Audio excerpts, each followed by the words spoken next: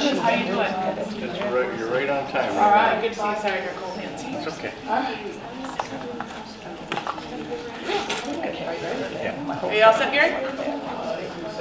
All right. So welcome everybody. This is the first event that we're having from the diversity team for Native American History Month, which is November. And we are so happy to have again with us this year local resident, IVCC graduate, Chief Gerald Savage of the HoChunk Nation. I'm going to turn it over to Chief Savage. Thank you. Haho, Cherokee, Nina Hinakagari, Hapije, Rajaskara, Ho-Chunkskaga, Hingaida, Hanichari Haiping. I'm guessing you guys probably didn't understand a word I just said to you. Well, that would have been the language that would have been spoken across the river about 250 years ago. That's HoChunk. What I said in HoChunk is, my friends, I greet you. It's a nice day. Ho-Chunkskaga is what I'm called, and I'm glad to see you all here. Ho-Chunkskaga means, originally it was White Winnebago. That was my given name when I was born. That's my formal name. In my tribe, the HoChunk tribe, we ranged all the way from St. Louis all the way up to Green Bay. That was our tribal territory. You guys all know where the modern day St. Louis is? You guys know where the original St. Louis was? The original St. Louis was at Starved Rock. Fort St. Louis was at Starved Rock. After it was burnt down, they moved down to Creve Coeur, Illinois. That was St. Louis, the second St. Louis. The third St. Louis was actually down where Cahokia is, but it moved across the river. So that's where some of the historians, they differ on what they mean by St. Louis. If you know some of the local history, you guys are all part of modern history, whether you know it or not.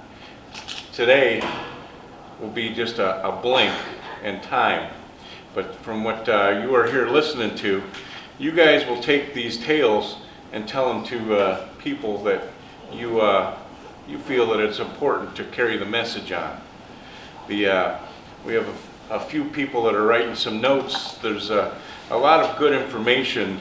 Some of it, like I was telling the young man over here, I like to try to tell everybody the history that I will relay to you was a history that was told to me. A lot of history can be disputed by different things. So, a lot of reading on different subjects, a lot of the different things like that.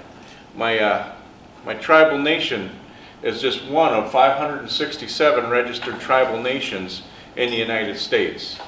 So of the 567, they all have a little different language.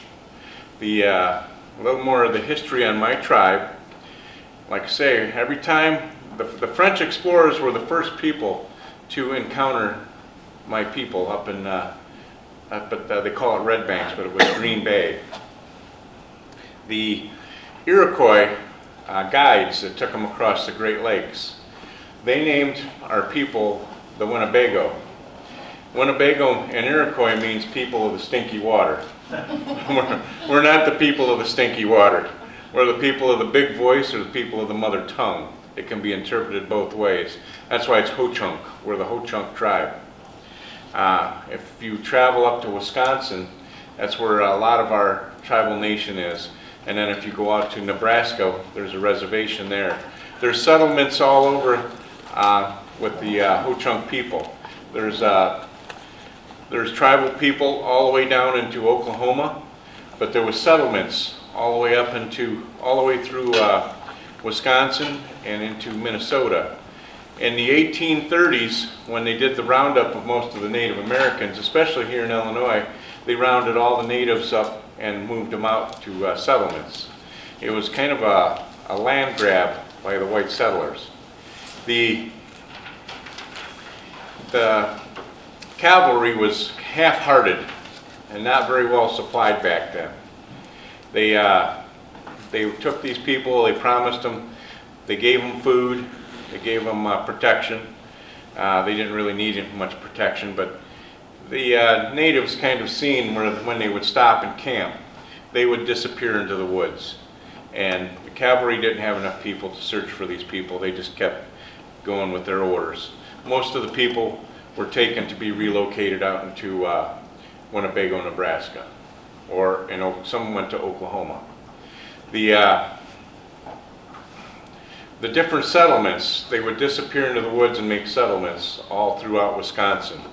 My grandparents told me our tribe was relocated 13 different times. You know, they would stop in an area and then they would take them from there to a different area. So there was 13 different stops that the tribal people would do. Our people, we would be considered a woodland tribe. And the woodland tribe, my attire reflects that. I have a buckskin shirt on. I have a bone, whether you believe it or not, we had buffalo here in Illinois. The buffalo used to roam through the flats in the Illinois Valley. The buffalo bone beads, bears would venture down this far. If some of you know your local history, especially in Bureau County, there was a bear spotted a couple years back down at the canal. Made it all the way down to the canal. So there was bears used to come down this far. But being predominantly from Wisconsin, this is a bear claw necklace. The trade beads and porcupine quill is my necklace. The turban, a fur turban, is what the chiefs used to wear. The woodland chiefs would wear a fur turban. So we used to use everything. Nothing went to waste. When we would take an animal's life, we always prayed for that animal. This animal would give its life for us, for our nourishment. The different parts of the animal were all used. Even the brains made the buckskin soft and pliable. The deer, the bones were used, the antlers were used. The different parts, everything was used. The hooves, you could use it for glue. Some of the sinew was used for sewing the joints up. There was a lot of different parts, and then the meat was always used. Our tribe, we had different clans. There was different clans. There was 12 clans in our tribal hierarchy. And if you were into a different tribe, you were given a different task. We had fishermen, because the Great Lakes was right there, and a lot of the rivers and the creeks. So we had very good fishermen. We had hunters that would hunt the deer, the buffalo, a lot of the game birds, the turkeys. We were predominantly farmers. I asked my grandfather when I was young, we talked about the maize fields that when we were young and in school. And I go, how big were the fields, Grandpa? And he said he was told that the cornfields that we had were as far as a person could see 3 times. That's how big the cornfields were. So the natives, especially in my tribe, we practiced what we call 3 sisters planting. We would plant the corn, then we would plant the beans next to it, so the beans would run up the corn stalk, and then we would plant the squash, and the squash kept the weeds down. All of these things were you could use, and you could dry them and take them with you, and you could eat them all year long. So if you look at some of the basketry, my tribe was very good at making baskets. Some of the baskets that are made were made to hold the corn and the beans. So you'll notice that there's a very good basketry, especially if you go up north and look into the museums, you'll see some of the basketry that was made. They were very intricate. It's because they used them. They used them to haul everything. When our tribe got so big, it was documented by the first French explorers that our tribe would relocate after we would get over 5,000 people. The area that they lived in couldn't sustain them. There wasn't enough food in that area to sustain the people that are living there. So what they would do, they would have the tribe. Half of the tribe would be moved to the west, because to the east was the lakes, you couldn't go that way. To the north was the Anishinaabe, which weren't really that friendly to the, and then there was the Chippewa up north, and there was a lot of different tribes. We tried not to go where they infringe on their territory. So it was documented by some French explorers. There was 2 different tribes created after the tribe got so big. The Fox tribe and the Sauk tribe were originally from the HoChunk tribe. If you look into they talk about the HoChunk language, they call it a Siouan language. The Siouan language, I think, what I believe happened was that we had halved off so many times and sent the people to the west. If you notice that the Sioux people have done the same thing with the different groups. There's different groups of Sioux Indians. There's the Lakota, the Dakota, the Brule, there's different bands of the Sioux tribe. And that was predominantly the same. The language is very similar. There's some different, but that's from, each one adopts its own language after a while, and it changes a little bit. Like I say, that's what they call the HoChunk language a Siouan language, and that's what I believe what's happened over the years, is from dividing itself in half and sending the people to the west.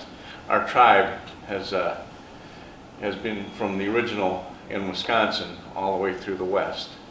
The different things about our tribe, like I say, the hunting, the fishing, using everything. We had the young men, when you turned about 13 years old, we had I grew up with my grandparents, and we had a manhood rite. Each tribe has a different style of manhood rite. I don't know if any of you have ever read a book about some of the Sioux tribes. They practice the sun dance still yet today. And some people use that as a rite of passage for young people, where they would hang themselves with the horn of the deer, and they would be hung there for a day. That was their rite of passage. Ours was a little different. Ours wasn't quite quite that brutal, but it was a very growing up experience.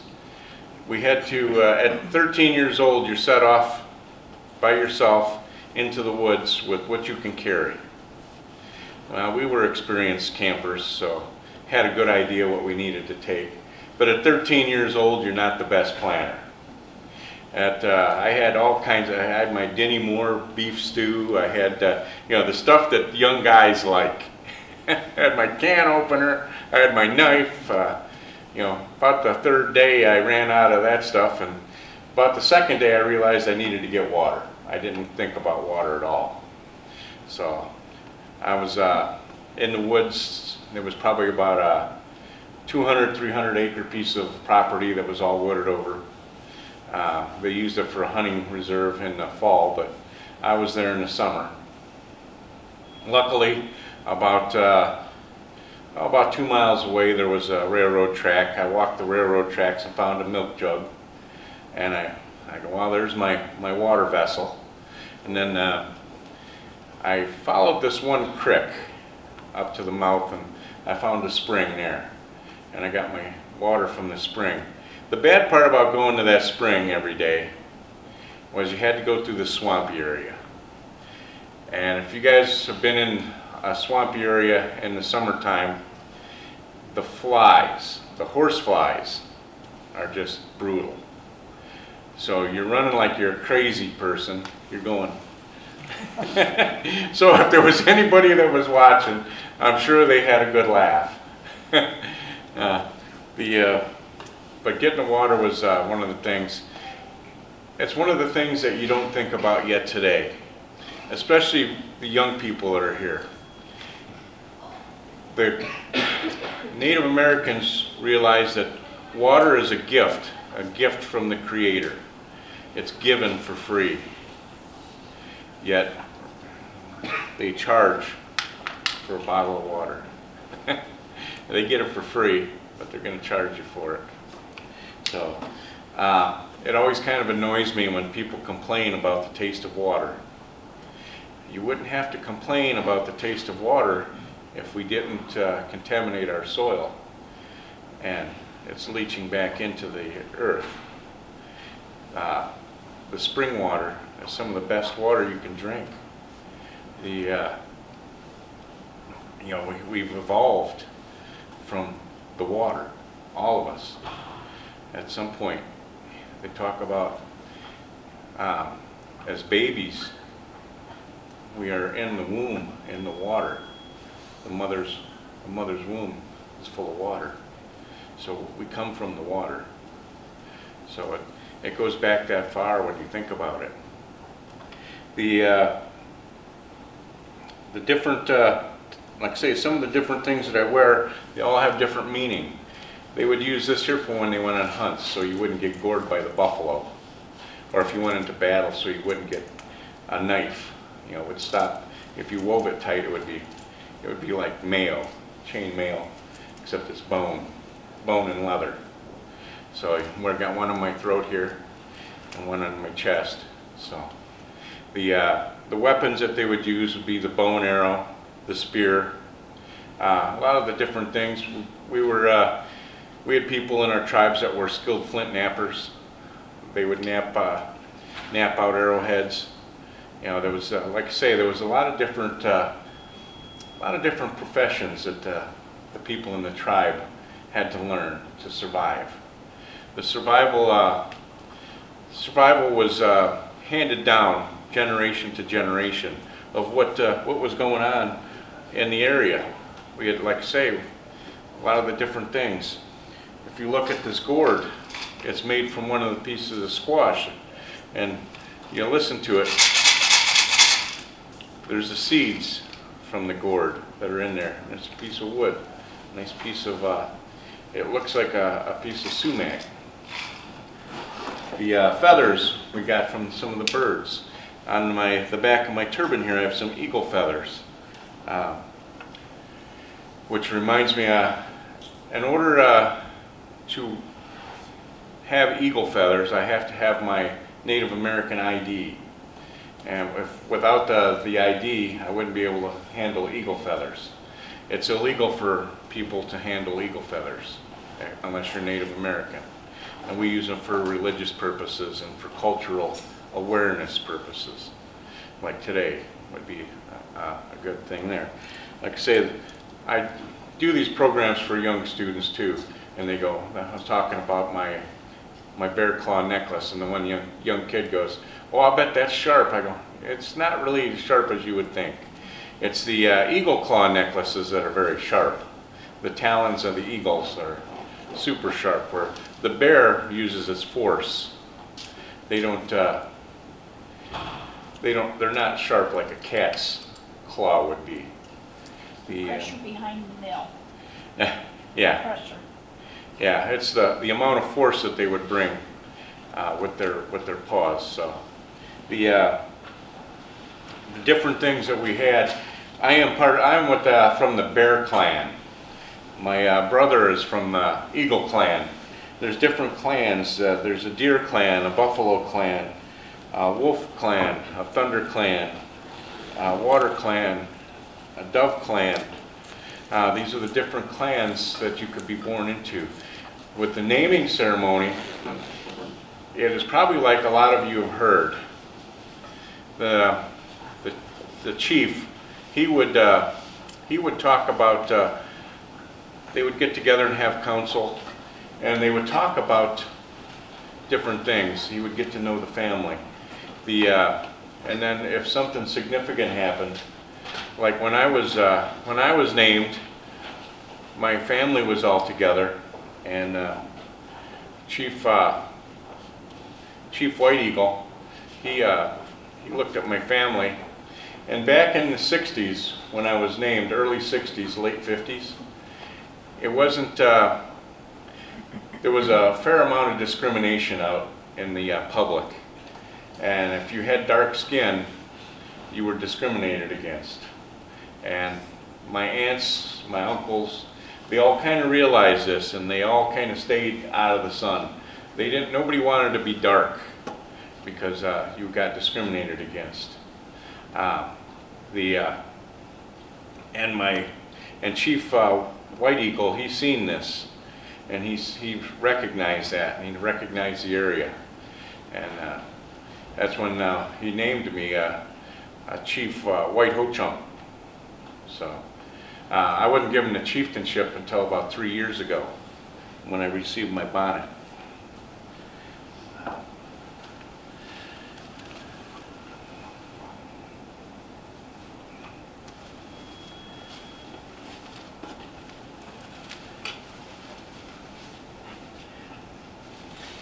And the only people that are allowed to wear the chieftain's turban are the Native American chiefs.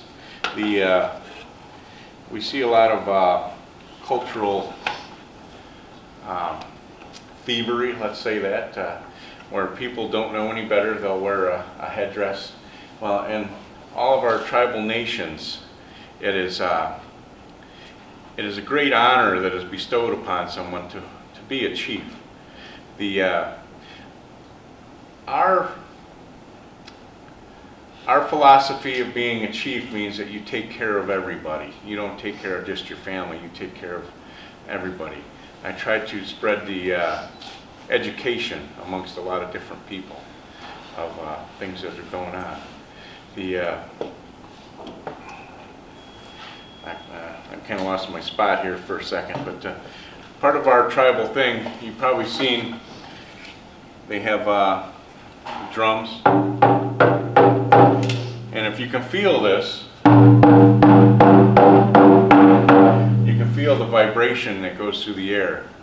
I talked with a medicine man from, he was a Sioux medicine man. I talked with him several years ago. I talked to him for a long time, and my son got kind of annoyed with me because I was talking with him so long, but he was talking about the healing power of the drums. He goes, they learned how to induce labor into women quicker. They would put the drum up there and they would beat the drum faster, and the vibration, the baby felt the vibration, the mother felt the vibration. It would race the heartbeat. It would get everything going quicker, and that's how they would induce labor into a lot of women that were at time for their babies to come. He talked about some of the intestinal diseases that they have, and they would use the drum to heal those. The blankets. Every Native American in the old days had a blanket. They traveled with their blankets. The blankets were originally they were hides, and then as the white man come, whether you guys know it or not, the Illinois Valley here was the fur trade capital of the world. It was this was before the river was dammed, and there was sloughs all over the place. There was a lot of beaver, there was a lot of raccoons, there was a lot of muskrats, there was otters, there was every kind of animal that loves to live along the river. It was a big fur trade area. The fur trade drove the economy. The French couldn't get enough of the furs, and they would trade the Native Americans for different things like trade beads. The trade beads that are on here, the trade beads that are here. The Native Americans, they found ways to use the trade beads. Even the silver work. There's different pieces of silver that they would get. And eventually they would get guns. This is part of a ceremonial roach for a headgear that would be used. It was silver, trade silver. The different things like that there, we would trade even for guns. The Native Americans learned to use the guns, but the bow and arrow was still by far one of the most crucial weapons to use. And I'm not going to say it was more of a weapon, it was more of a tool. So you'd use it for food gathering mostly. They learned how to use snares, traps. They would trade for traps. The natives were very in tune with the nature. They talked about trail trees. I don't know if you've ever heard that term before, but sometimes you get in the woods. Pretty much nowadays you won't find very many of them. But whenever you would get out in the woods, the Native Americans would mold the tree branches into a right angle, and it would be like this here, what would signify that direction is the direction you go to stay on the trail. It was a Native American way of marking a trail. It wouldn't necessarily be on the ground. One of the things with the Native Americans is they talk about not leaving a footprint behind. And this is so true, especially with the young people today. And I talk to the students in the grade schools. It's going to be up to you guys to make this earth a better place, this planet. We don't leave a footprint behind. Your plastic bottles, throw them away. Make sure they get recycled. Don't be afraid to pick one up and throw it away. It's not a bad thing. If you see somebody throwing something on the ground, don't be afraid to say something. We all have to live on this planet. It's our place. We don't want it to be littered with other people's litter. I talk to the young kids. I go, "How do you think this tastes?" I go, "You throw enough of them on the ground, you're eventually going to eat it." So, and they go, "Oh, probably not too good." No, it wouldn't be, especially when it takes over 1,000 years to break down. So, the different things like that. We have different philosophies, different things.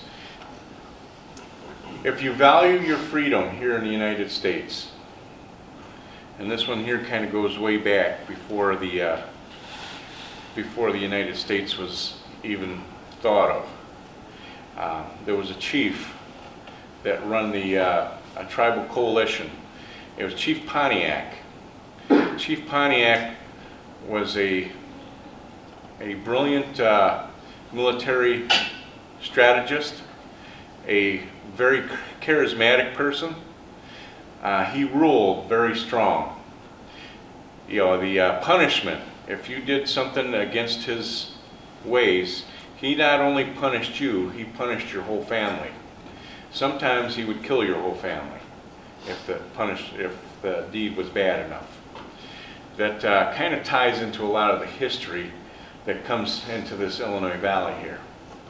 But the freedom, he was the one he had a good relationship with the French. The trade with the French was great with the Native Americans and the French. The forts were set up. They would do trading in the forts. Well, when the French were defeated by the British decided to shut off all trade with Native Americans. Didn't go over too well, especially because Chief Pontiac still thought he was dealing with the French, and he'd go to the fort and they said, "No, we're not trading with natives anymore." The native word gets back to the coalition. Chief Pontiac, he decides it's time to teach the English a lesson. So there was 12 forts in the Midwest.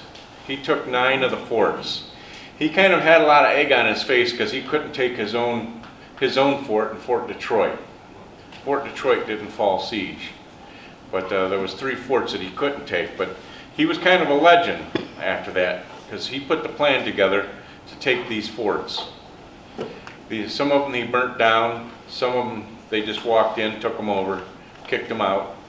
The British didn't like this too well, and the way the British fought the Indians, they lined up with guns and they shot in volleys. Well, the Native Americans, you're going to hear the term guerrilla warfare.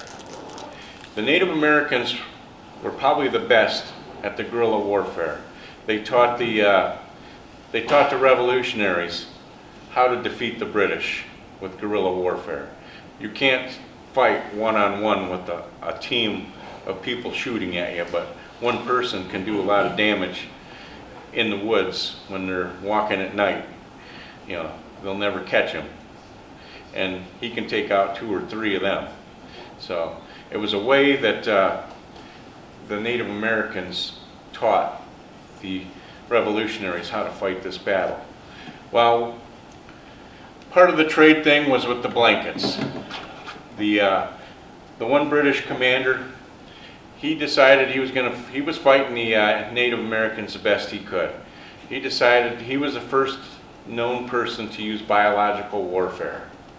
He brought blankets over from England that were laced with, I think it was smallpox, and he gave them out to the Native Americans, and it decimated the tribes. It would kill about 80% of the people. You know, the Native Americans didn't know this disease, and it was very devastating. Well, word got back to England that this Englishman did this. He was actually given a knighthood. Well, they pulled his knighthood back and they admonished him, and he lived in disgrace the rest of his life. The English never forgot the name though, Chief Pontiac. Well, Chief Pontiac was down in Cahokia, Illinois, on a trade mission.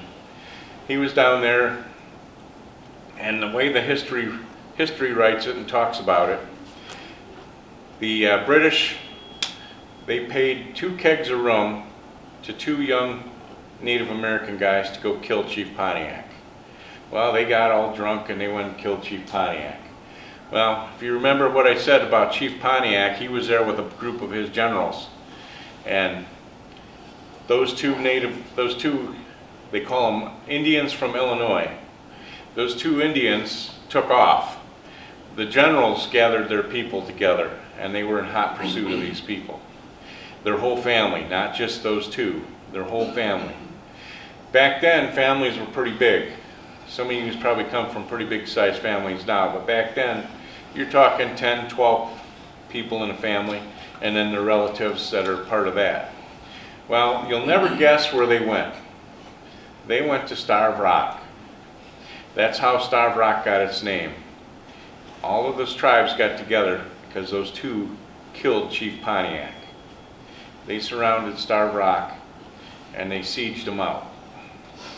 Some of them made a run for it. They said they believed they went as far down as Depew, Illinois, because they said about 12 canoes took off during at midnight, and they were right on them. If you know how this river works, there's a cutback down at Depew to get into Lake Depew. So it was they tried to slip them there, but the natives they weren't fooled very easy. So because there was natives all the way down, especially down to Hennepin. The Potawatomi had big settlements down there, you know. So the word was out, you know. Anybody strange coming down the river, everybody kind of knew it. The rivers were the highways for Native Americans, and plus they were the boundary lines. If you look over here, we've got the Fox River up and it comes down into Ottawa. Over here we have the Vermilion River. We've got the Illinois River. We've got the Rock River. There's a lot of rivers that made boundary lines. If you got caught poaching in an area that wasn't your native area, there was a lot of plains justice dealt back then. That's probably the best way to say it. If you, it'd be like somebody getting caught stealing, except they had a lot tougher penalties back then. So you didn't take the food out of somebody else's mouth, basically. The tribal, the history of myself and my family. My grandfather was Chief Walks with the Wind. Him and my grandmother used to tour the East Coast. They were with a Wild West show back in the 30s. They met this one guy who really enjoyed spending time with my grandfather, and his name was Henry Horner. And if any of you guys are history majors, Henry Horner was governor of Illinois. He knew that out of Starved Rock, the Civil Conservation Corps was building the Starved Rock Lodge at the time. He gave my grandfather a job. He got my grandfather a job at the Starved Rock Lodge. He was the doorman at the Starved Rock Lodge. They actually let him live right where the lodge is at. If you go across the road to the west there, he had a longhouse he built in the woods there, and he lived in the park until into the 60s. In the 60s, they determined that, well, since my grandfather wasn't a park ranger and he wasn't paying taxes, they kicked him out of the park.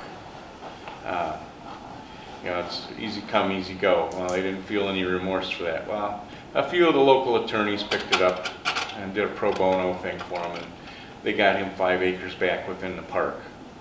So it was kind of a difficult thing for my grandparents to, you know, they were given this place to live, this area to live, and it was taken away. It was a very difficult thing for them. They faced these hardships through their whole life. I had an uncle. He was 10 years old. My grandparents, they did a lot of the Wild West shows. They would go to a lot of powwows. My grandfather was kind of a spokesman. In the meantime, they left their one child to go to school and that. And he got sick. Well, the local hospital wouldn't take him because nobody was going to pay for him, and they knew Indians couldn't pay. So, no, because they called my grandparents up and got through, and they said, Junior's really sick. He's crying a lot, 10 years old. Well, he died of appendicitis attack. We had a local clergy member said that they would pay the bill. They got him into the hospital, but it was too late. He'd already had sepsis. So that was part of my grandmother never liked to talk about that. My grandmother was another one. She was taken from her parents when she was young, and she had to go to the missionary school. You only hear about stuff like that she was taken from her family and put into a boarding school. So they talk about the different boarding schools that are in different areas with the different religions. There was 4 religions that were the predominant religions in the United States, and they kind of divided the country up upon what kind of mission school that you would go to, because the policy of the United States was to assimilate or assassinate. The assimilate, they wanted you to convert to Christian living. You wouldn't recognize your old way of life. They didn't want you speaking your native tongue anymore. They took the boys and cut their hair off quick.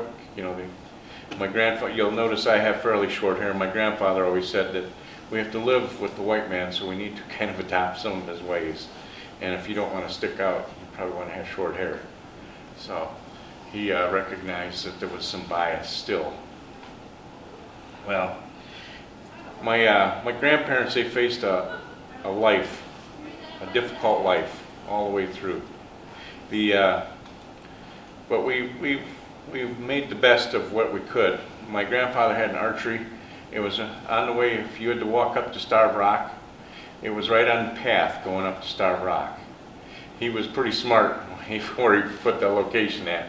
Every person that went to Starved Rock had to go by his archery. I have kind of a comical thing about my naming ceremony. Chief White Eagle was kind of a well-to-do Native American. He was an educator, so he was well compensated. He was looking to buy a new motorhome at the time of my naming.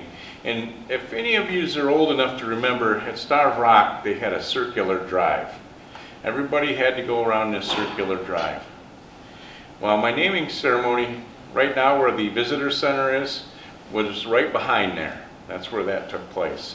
because there's that big hillside. All the people sat on that hillside. The Chief White Eagle was there, and he happened to look over, and he sees this brand new big white motorhome ride by, and he happens to look on the side of that motorhome, and it says Winnebago. White Winnebago. That's my Native American name. That's the way my uncle told the story. Humor was a big part of our tribal upbringing. We've seen a lot of humor in a lot of different things. If you can't laugh at a lot of the different things growing up, everybody is in charge of their own happiness. Everybody's in charge of different things like that. If you can't laugh at yourself, you throw in a good humorous story once in a while, and people enjoy it. I told you how it really happened, but that was the first story they told me about my naming. I was named after a motorhome. I got a good laugh out of that. Everybody got a laugh out of that one. So the different stories growing up. My uncle, he just passed away this last year, Hana Sign. He had a lot of challenges in his life also.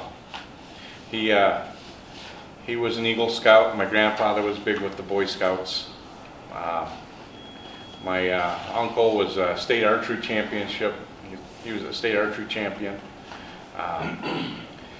He went to the Army right after World War II. He was stationed in Germany. The different things like that. Of all of the different people that go into the military, the Native Americans on a per capita basis are the ones that volunteer the most. A little bit of history. Bill Clinton used to talk about a reverse draft, and it's basically what it is. What was going on is you wanted to get off the reservations or the settlements. There was nothing there for the Native Americans. There was a better way of life if you went into the military. The military made you grow up. You got to see the world. You got to see the evils of the world. You got to see the good things of the world too.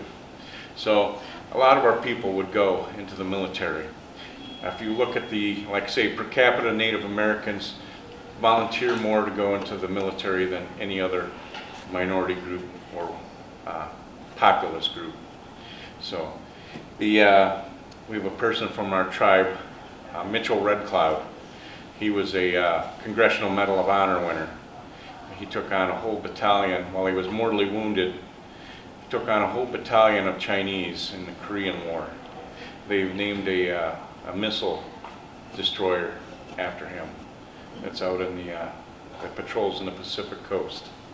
They have chapters named after him. There's Native American songs that are written about him. He was a true hero for the people that were with him. I used to listen to the old people talk about how vicious that war was, that the waves of the Koreans and the Chinese, he said you would hear the whistle blow, and that was the telltale sign, because that's how they communicated. They would blow a whistle, a dog whistle, and he goes, the whole countryside would move. There was that many people. They talked about melting down machine guns, that they went through so much ammunition and bullets. Chinese would take it by night, and the Americans take it back during the day. It was a bad war. One of the bloodiest. But we still talk about songs. There's different things with the Native Americans. We remember World War II, World War. They have song groups afterwards. They call them the 49ers. The drum group stays after, and they honor the veterans that way. There was 50 Native Americans that went to World War I, and they would sit down in the trench, and one of the natives stuck his head up and he got shot. After that, the rest of them realized you don't stick your head up. So but in order to honor them, they called them the 49ers. They would do their drumming after the powwow ended, and they would honor the veterans that way. We honor our veterans every time we have a powwow. They're the first ones recognized, the veterans, because of their sacrifice that they did for everybody. Usually they're very giving too. They give back to the community because they've seen so much. Another different thing I wanted to touch on was when we do some of our rituals, we have what we call a smudging ceremony. We use 4 sacred herbs of Native Americans. It's tobacco, it's sweetgrass, it's cedar, and it's sage. Those are the 4 sacred herbs of Native Americans. We burn those things, and they mean different things. The cedar has a lot of healing properties to it. They make a tea that will help heal.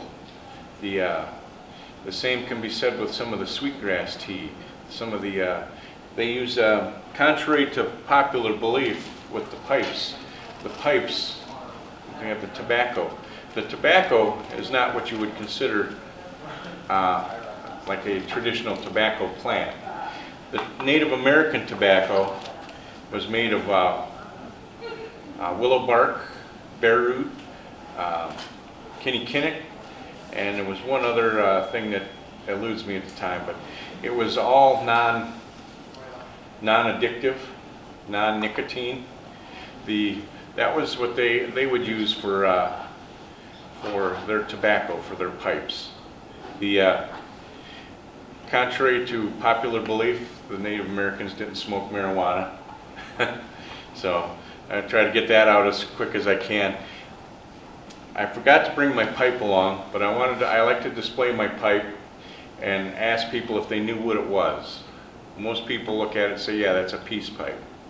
Well, that's a misnomer even amongst the Native Americans. It's actually a prayer pipe. Prayers are said with the pipe. When the white man first met the Native American, they would sit down together and they would pray for peace. So it would actually be, they would pray for peace, so the white people call it a peace pipe. Even the educational thing of our history, they call it a peace pipe. Even my own people call it peace pipe sometimes. It's only the people that know the traditional ways that it's a prayer pipe. We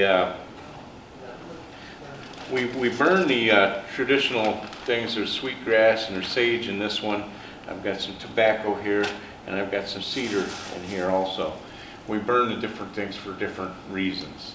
And a lot of times we'll mix all 4 together, and we'll burn all 4 at once, and for the ultimate prayer. There's different prayers that we would say to the different directions. There's 4 directions. So there's the east, that's where the sun rises every morning. We always say a prayer to the east. Then to the south is the heat. It's what we call the love of our fellow man, the love of nature, the warmth of the sun, the giving of everything. And then to the west, the sun sets in the west. We think of our ancestors, our people that have crossed over. There's different things that we think about like that there. We say prayers for their crossing. There's different ways that we do that. And then we do the prayers to the north. The north signifies the purification of ourselves.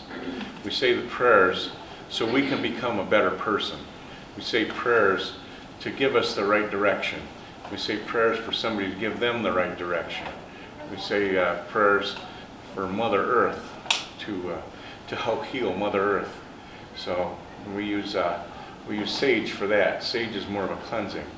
Before a lot of you young people leave, there's some information on the back counter here that was dropped off by one of the professors here, and he was saying it was kind of relevant for some of the information.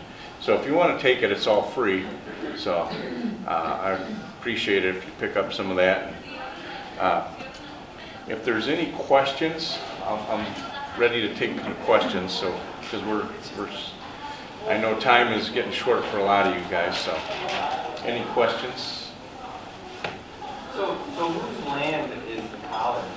Whose traditional land is it? There would probably be Potawatomi. It would be more of Potawatomi because we're on the south side of the river.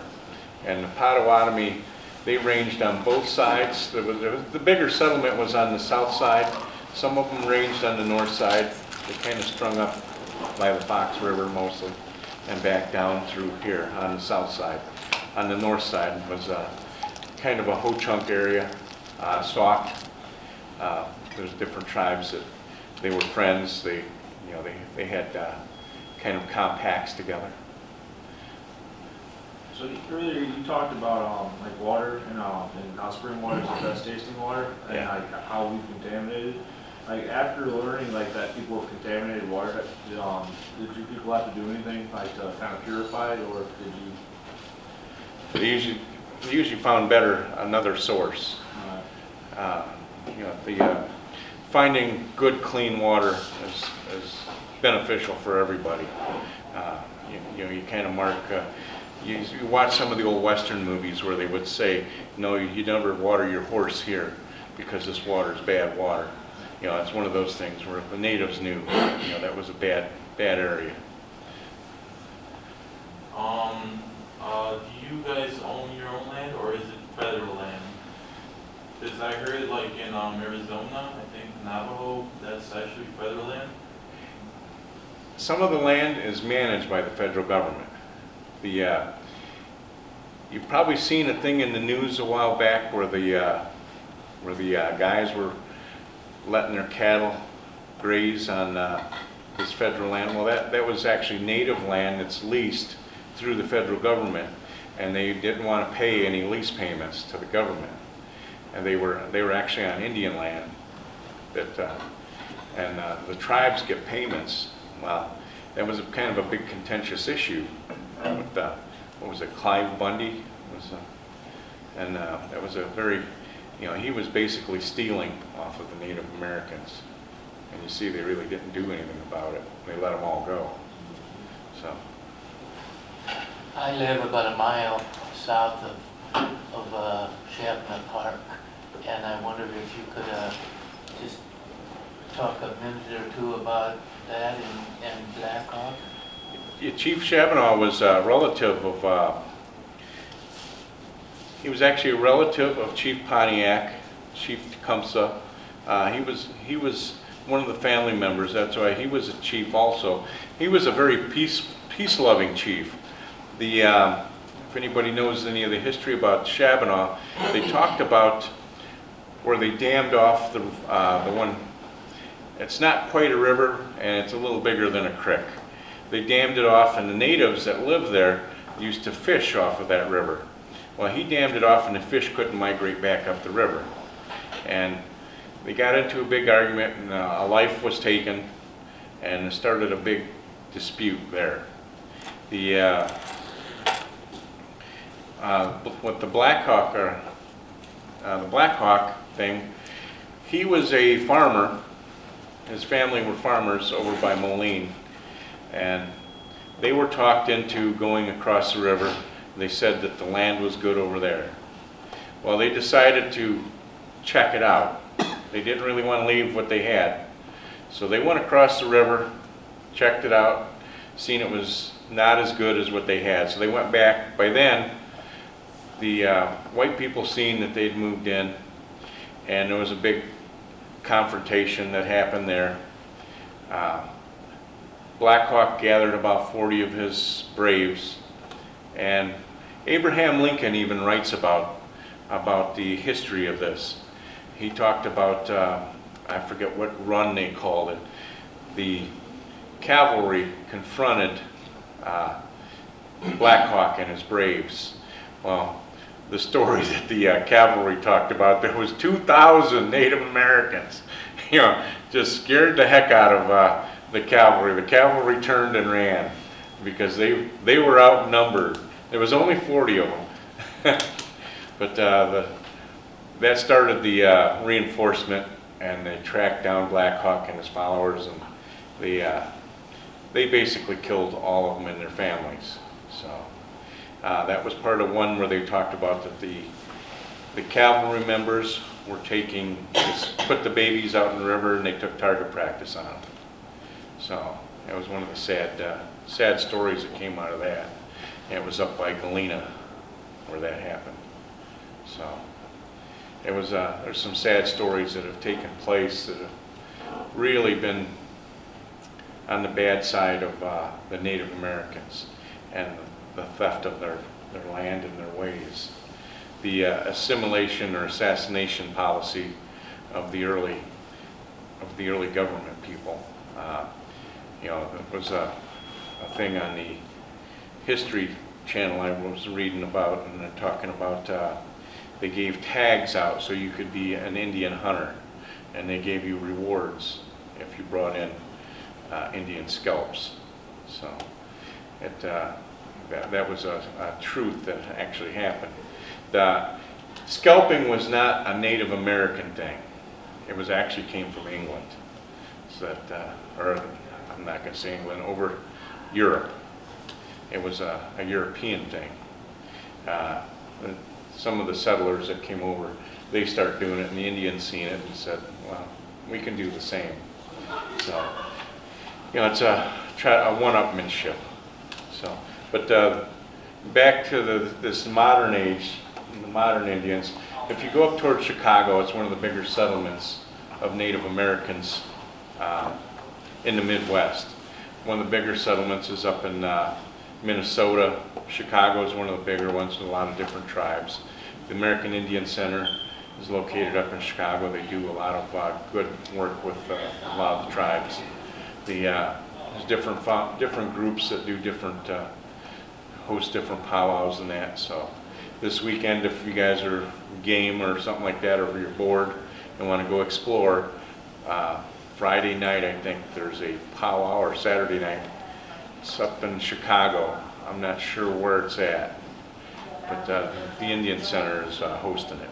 So I'm part of a drum that we go up and we sing Native American songs. And our HoChunk people, we have a song for just about everything. The songs that we have reflect a lot of the history, all the way back before encounter of the white men. So some of the songs are that old. We have a song for Thanksgiving. You mentioned earlier about the 12 different clans, Yes. and you have different colors for each clan, so are you allowed to tell the colors? Ours aren't, we don't do the colors like that. Okay. There's of the 567 different tribes, the Cherokee is the largest tribe that's recognized in the United States. They have over 500,000 registered members. The way that the federal government recognizes Native Americans is by blood quantum. You have to declare what tribe you are when you're registered. My cousin, he married a girl from Oklahoma, and I think she's Choctaw. They made those kids declare what tribe they were. They were either going to be HoChunk or they're going to be Choctaw. And now they're only registered at half. So what's going to happen with a lot of the Native Americans within a couple hundred years, that'll be all washed out because they won't reach the blood quantum. So that's one of the ways that the government will eventually eliminate Native Americans. So registered Native Americans, let's say that.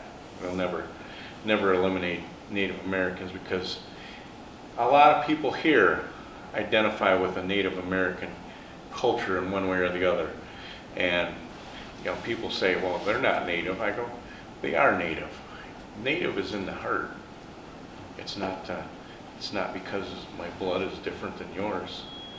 You know, so it's just because I'm registered to this tribe doesn't mean anything. So it's just part of my history. So you know, there's people out there that practiced the native ways yet. They're more native than a lot of the native people. So I have a good friend that way. So, any other questions? How do you become a chief? And who makes your headdress? And is there a special greeting that people like us would give to the chief? My grandmother had these feathers put away for every time I did a good deed. So she had the forethought of getting this headdress to me. She had been passed away for almost 10 years, and she had put it in trust and told them that when they felt the time was right to get me the headdress. So she saved all those feathers? Yeah. We can file paperwork and get an eagle, but we have different people who give out eagle feathers, and my grandfather was one of them people. My uncle was another one. They could give out eagle feathers. So what kind of feathers are those? these are eagle feathers. They're These are all eagle hawk on the side, but these are eagle feathers, bald eagle.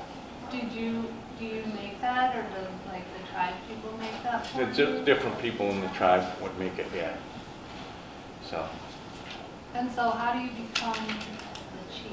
Are you voted? In this area, kind of, yeah, with my family. I'm the one that kind of took over. I took a lot of responsibility on. I helped my grandparents out when they needed it.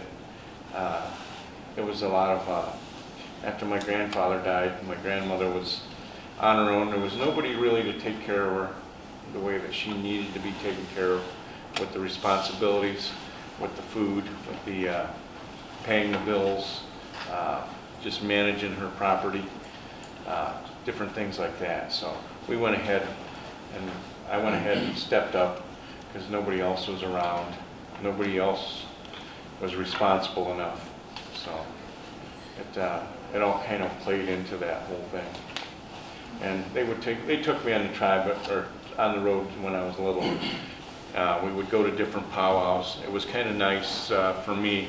I wasn't much of a student when I was young, and anytime that we could get snowed in up in Minnesota or Michigan or Wisconsin, and I missed school, I was all the happier because I got to spend time with Grandma and Grandpa. Yeah, they would talk. They forced us to learn the language, me and my brother and sister. When I was 10 years old, we would sit at the picnic table and we would learn the HoChunk language. When you're 10 years old, that's the last thing you want to do, is sit at a picnic table and learn a language. So, but they spoke it and I picked it up over the time. So. Do you still speak it now? I can understand it. I speak very little. There's nobody to practice with. That's the hard part. So. It's not like you can get on Duolingo and Right. learn. Yeah. They're slowly catching up with that. So, my grandfather was one of the first people who recorded the written language of the HoChunk people. I think I heard that it was at Yale University. He stayed there for a year, and they recorded the language, the spoken language and the written language. So, it was recorded that way. Is there any other questions? I know Amanda's got a lot of them, but she's not speaking up. I'm just listening. I learn something new every day.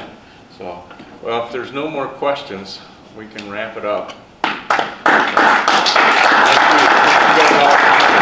Especially you students. I'm always blessed to see the young students that show up. You guys are the future. So.